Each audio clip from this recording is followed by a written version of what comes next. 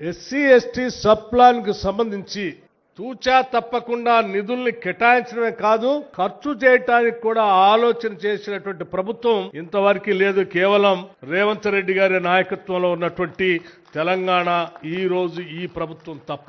నేను ఉప ముఖ్యమంత్రిగా ఆర్థిక శాఖ చూస్తున్నటువంటి వ్యక్తిగా చెప్తా ఉన్నాను. గత 10 సంవత్సరాలు శాసనసభలో సిఎల్పి నాయకుడిగా ప్రధాన ప్రతిపక్షంలో కూర్చున్నటువంటి వ్యక్తిగా ప్రతి బడ్జెట్ మీద నేను మాట్లాడాను. ఆ లెక్కలన్నీ తెలుసున్నా. రాష్ట్ర విభజన జరిగిన తర్వాత 10 సంవత్సరాలు టిఆర్ఎస్ ప్రభుత్వంలో ఈ సబ్ ప్లాన్ కు సంబంధించిన నిధుల్ని పూర్తిగా గాలికి వదిలేసి ఈ వర్గాల్ని మాయలో భ్రమల్లో పెట్టి బతికారు తప్ప ఏమి చేయలేదు. రాష్ట్ర బడ్జెట్ లో దాదాపు 40,232 కోట్ల రూపాయలు ఎస్సీ సబ్ ప్లాన్ కింద ఈ సంవత్సర బడ్జెట్ లో కేటాయించడం అనేది మామూలు విషయం కాదు. ఇది అంతేకాదు, గత ప్రభుత్వాల హయాంలో రూపాయి ఖర్చు పెట్టకపోతే దాన్ని క్యారీ ఫార్వర్డ్ చేయమని చట్టం చెప్తుంటే కూడా చేయలే. కానీ మన ప్రభుత్వం, మన ముఖ్యమంత్రి, మన మంత్రి మండలి కుదరదు, మనం తప్పనిసరిగా అమలు చేయాల్సిందే అని చెప్పి గత ప్రభుత్వంలో మిగిలిపోయి ఉన్నటువంటి 13,223 కోట్ల రూపాయలు కూడా క్యారీ ఫార్వర్డ్ చేసి ఈ రాష్ట్రం ఈ సంవత్సర బడ్జెట్ లో కూడా దాన్ని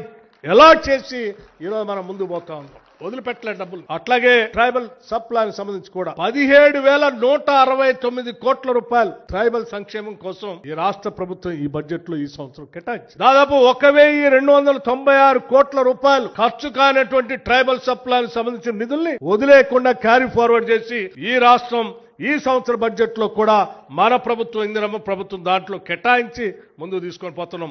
నిధులు దుర్వినియోగం కావటానికి వీల్లేదు, పక్క పోవటానికి వీల్లేదు. ఇది చేయటం అంటే ఆషామాషిగా జరిగే పని కాదు. దానికి పెద్ద మనసున్న ముఖ్యమంత్రి కావాలి. ఈ వర్గాలకి మేలు చేయాలి ఎట్టి పరిస్థితుల్లో అని కేబినెట్ లో నిర్ణయం తీసుకున్నటువంటి కార్యక్రమాన్ని అమలు చేసేటువంటి వ్యవస్థ ఉండాలి. అది మరి ఇన్ని సంవత్సరాలు సాధ్యం కాలేదు.